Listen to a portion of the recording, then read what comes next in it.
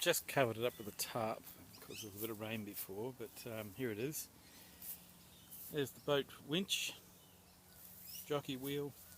You can see I've got a little jack under there, and that just lifts up that little drawbridge, and there's a spacer in here, and that keeps it rigid, tied down. That's the only rope I actually use. I use this ratchet strap to keep it all together in transit, just to make sure. This bracket here Steve created, it goes into the side of the fuselage. This piece here actually goes right through to the top of the wing, and this bar holds up the ailerons out of the way of the rudder during transport. It's very quick to reconnect in there. You can't quite see it, but there's a clip and a castle nut, and it just connects onto the aileron. It's very quickly done back up, literally a minute. 15 watt LED lights on each of the struts. They are, there's a 3-position switch. It's an old Lucas switch, so it's an off on on, not a on off on. It's actually off on on. So top flipped up is off, then there's wig wag and down for on. So they both turn on the bottom. I can show you. You can see the photos on the web anyway, but just in here, or here, in there somewhere, there's a 3-position switch that does the on wig wag off.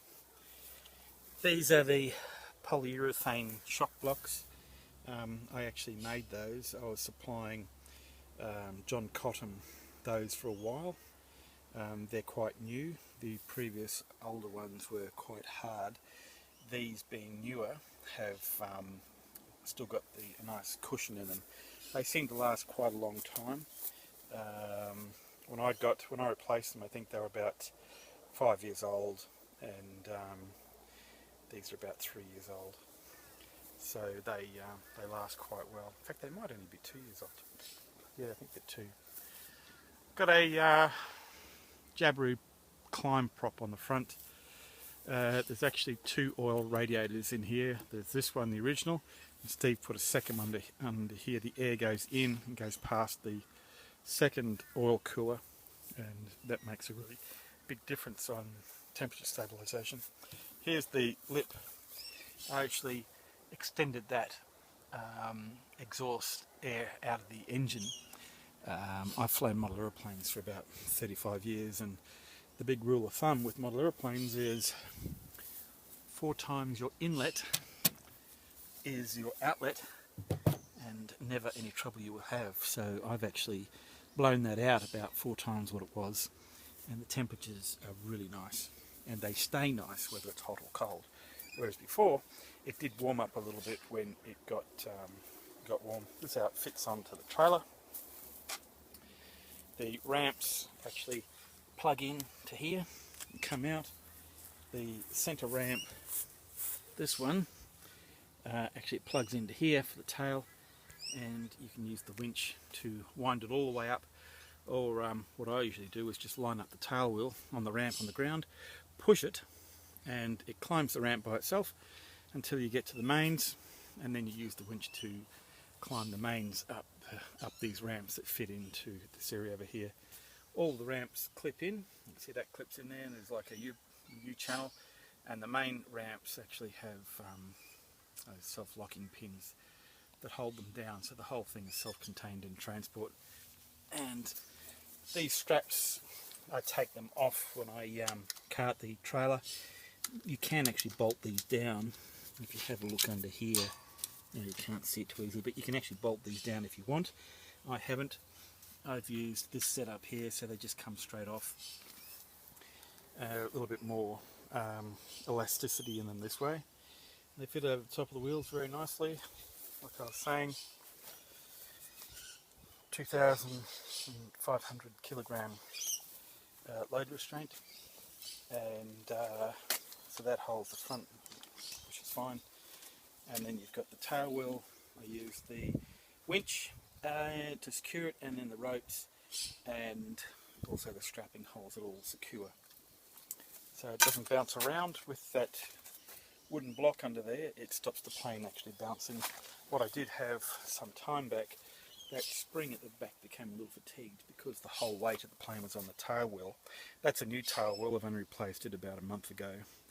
I find that I found the original tail wheel kept going flat. Steve, when I bought it, he actually had a really small tail wheel, about that big, which is a joke. I ended up putting the original back on, only for it to go flat about 3 times every time you turn tight on the ground. So I replaced it with a polyurethane tyre, and the polyurethane was the same tyre as the original with a polyurethane plug in it, whereas this one is a solid polyurethane. So it's not a tyre with a plug in it, it's actually a solid tyre, which is really nice. The reason it's coloured like that is that I put silicone in there when I fitted it to ensure that it was a nice firm fit all the way around. And it's really nice. I'm really happy with that one. The original was an inflatable tyre with a tube, whereas this is tubeless. Yeah, a little jack under there that actually props this up. So when you want to take it off, you actually wind that jack up, straightens out the ramp, and take the block out, and then I actually let it down the ramp with the winch. So you just give it a bit of a push, and then just wind it down. So this is a 2-stage boat winch, just using this one. It's got a ratchet, goes both ways. Oh, it's a 5-to-1, so there's no loading, and you just let it down the ramp. Don't use that one, it's much too, there's no levering on it, no gearing on it. 5-to-1, and just let it down the ramp, goes nicely. You can stop it if you need to. What else? That's it, I think. I've got VGs on the vertical stabiliser as well. You really don't need those. You could actually take them off if you wanted. I had that for when I had the small rudder on. But now that I've got the big one, there's no mush between flying and rolling out on landing. It's actually really good. Yep, there we go. 27, I think it's 27-foot wingspan.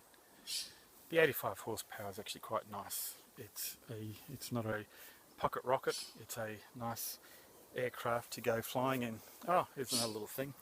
I actually made some fiberglass, what would you call them? Flow improvers, airflow. Just someone told me that's quite a bit of drag created on the struts during flight, so I made up a positive, and then made some fiberglass molds from that, and then attached those on both sides. They were quite good.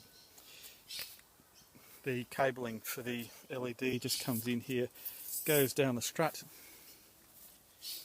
and comes out here and goes up into the fuselage. Keep it simple, works nice. Tows really well. It's a nice long moment between the pivot point and the axle. Reversing is a cinch, but like reversing a truck. It's only when you have a really small trailer that they're a pain to reverse. This is really easy. I got it down my driveway and backed it in here inside my carport. Here's the driveway. Pretty long. So I got it in here and around the corner there quite easily. And yeah, tows nice, backs in nice, drives nice, and having that block under there, it stops it bouncing and goes really well.